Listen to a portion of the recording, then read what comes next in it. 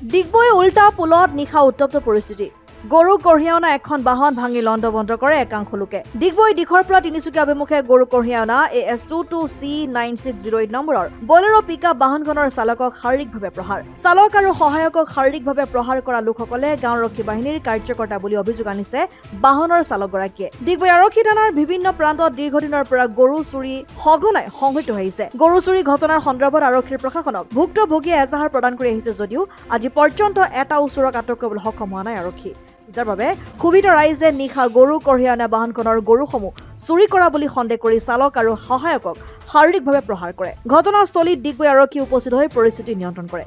আপোনাৰ কি হ'ল কথাটো গাড়ীখনে পাব্লিকে ধৰিলে গৰু চুৰি বুলি যেহেতু আমাৰ উল্টাপুল গাঁৱত বহুত গৰু চুৰি হৈ আছে তো 10-12টা 15টালৈকে গাড়ী গৰু চুৰি হৈছে একেদিনাই তো এইটো কাৰণে সন্দেহ কৰি কিনে গৰু চুৰি বুলি ধৰিলে ধৰি গাড়ী মাৰধৰ কৰিলে তাৰপিছতে আমি বিধিপি আহিলোঁ মাৰধৰ কৰাৰ পিছত আহি এতিয়া 100-200 মানুহ আহিলে মানে 2-3টা ভিডিঅ' মানে কি ডেল কৰিব পাৰি সেই তেনেকৈ এতিয়া তাৰপিছত থানাৰ লগত কণ্টেক্ট কৰি পুলিচ আহিলে এতিয়া আকৌ গুচি গ'ল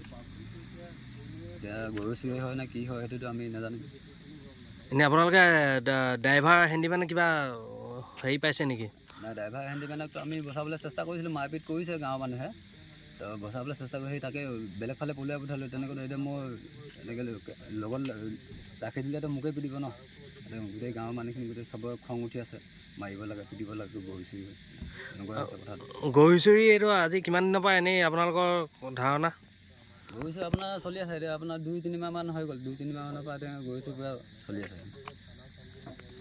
হৈ আছে প্ৰত্যেকৰ ঘৰৰ পৰা এনেকৈ ভাল ভাল গৰুবিলাক বাচি বাচি চুৰিকেইটা লৈ গুচি যায় এনেকুৱা আছে এনেকুৱাকৈ আহিম নেকি বোলো তেনেকুৱা কওঁতো সিহঁতি শুনা নাই তাৰপিছত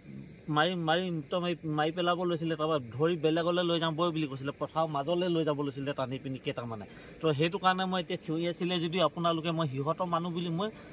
গম পাই পিনি তলত হৈ আছোঁ আৰু উঠিব পৰা নাই বিশেষকৈ তাৰ ভণ্টি মাত শুনিহে মই ধৰিব পাৰিলোঁ নিশ্চয় ঘৰৰ মানুহ হ'ব বুলি কৈ মাতটো দিয়ে ডিগবৈৰ পৰা ৰাজু হাজৰিকাৰ ৰিপৰ্ট অসম আদিত্য।